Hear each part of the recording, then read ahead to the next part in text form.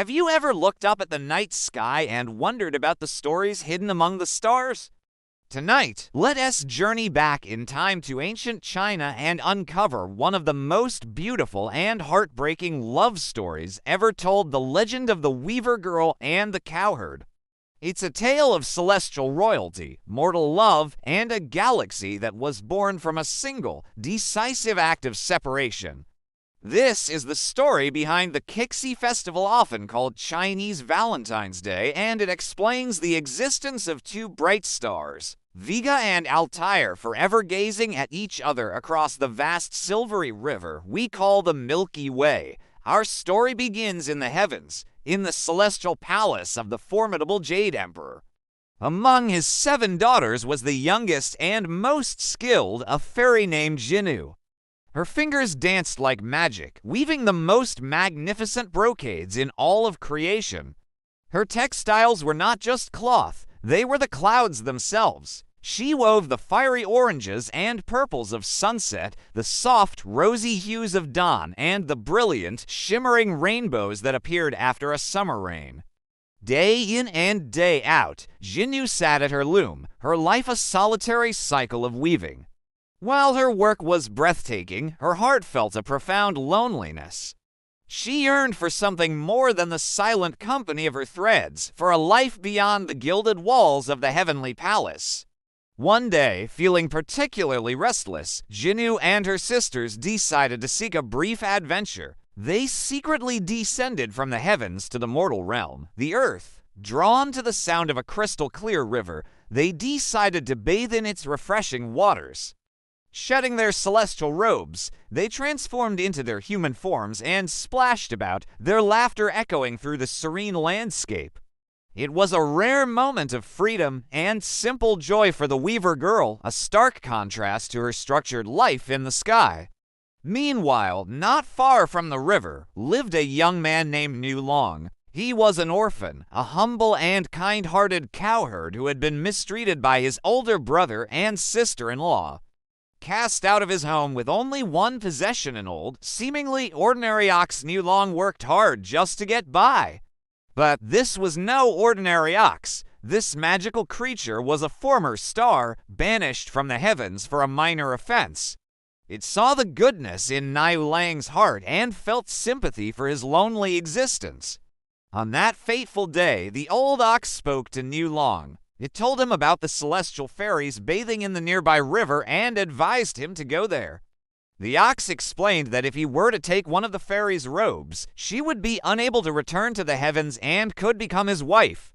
Hesitant but intrigued by the promise of companionship, Nu Long crept towards the river.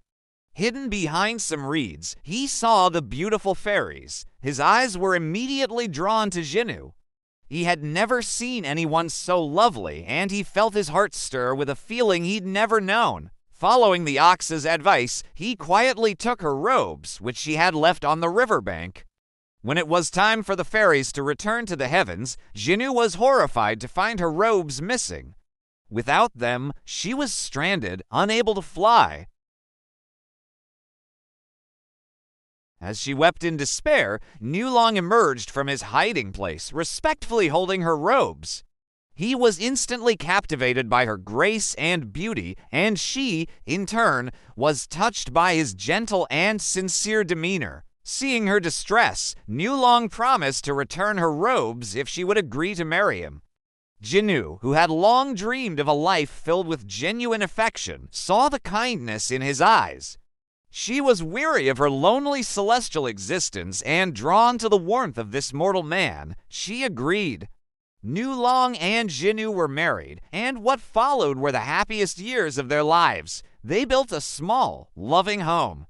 Jinnu was a devoted wife and a skilled weaver, while Nu Long was a diligent farmer and a caring husband. Their love was pure and deep, a perfect harmony between the celestial and the mortal. In time, they were blessed with 2 children, a son and a daughter, and their little cottage was filled with laughter and joy. Jinnu had found the love and freedom she had always craved, and Nu Long had found a family to call his own. They believed their happiness would last forever. But in the heavens, nothing goes unnoticed for long. The Jade Emperor and the Queen Mother of the West eventually discovered that Jinnu had not only shirked her duties but had married a mortal man. They were furious. A fairy marrying a mortal was a grave violation of celestial law. The Queen Mother immediately dispatched celestial guards to bring Jinnu back to the heavens to face her punishment and resume her eternal duty of weaving the clouds. The guards descended upon the small, happy home, and despite Jinnu's desperate pleas and tears, they tore her away from her beloved husband and children. Nulong watched in horror as his wife was pulled into the sky, his world shattering before his eyes. Heartbroken and frantic, Nulong didn't know what to do. Just as he fell into despair, the magical old ox spoke to him one last time.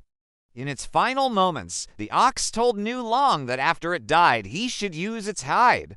It explained that the hide would grant him the ability to fly to the heavens. With a heavy heart, Nulong did as the ox instructed. He fashioned a pair of shoes from the hide, placed his 2 children in baskets hanging from a shoulder pole, and soared into the sky, desperately chasing after his wife. He could see Jinnu just ahead, her face streaked with tears as she was dragged away. He called her name, his voice filled with anguish. Jinnu heard him and struggled against her captors, reaching back for him. Just as Nulong was about to reach her, the formidable Queen Mother appeared. Enraged by this mortal's audacity, she would not allow their reunion. She took her golden hairpin and, with a swift, angry slash, drew a line across the sky between the 2 lovers. Instantly, that line widened into a torrential, raging river of stars, the Silver River, which we now know as the Milky Way. It became an impassable barrier, separating Nulong and Jinnu for what seemed like an eternity. He stood on one bank with their children, she on the other, able to see each other but never touch.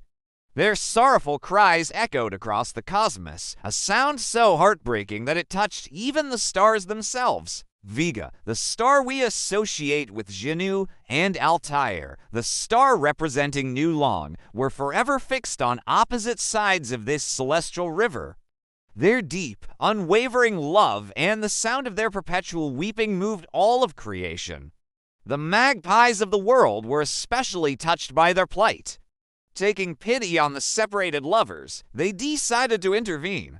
On one special day each year, the 7th day of the 7th lunar month, tens of thousands of magpies would fly up into the heavens. They would use their bodies to form a magnificent, feathered bridge across the vast Milky Way, a bridge of magpies or Quikiao. For this one night, and one night only, Jinnu and Nulong are able to cross the celestial river and be in each other's arms.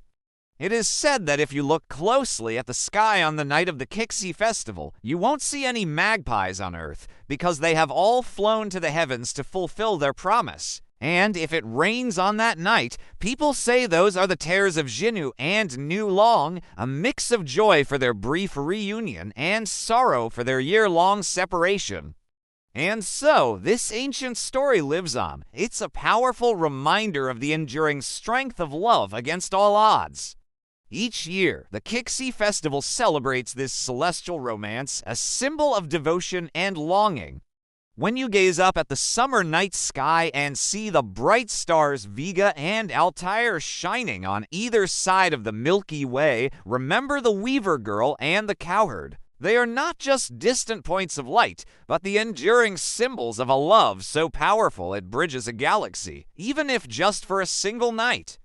Their story teaches us that true love is patient, resilient, and can transcend even the greatest of distances. Thank you for joining me on this journey through the stars.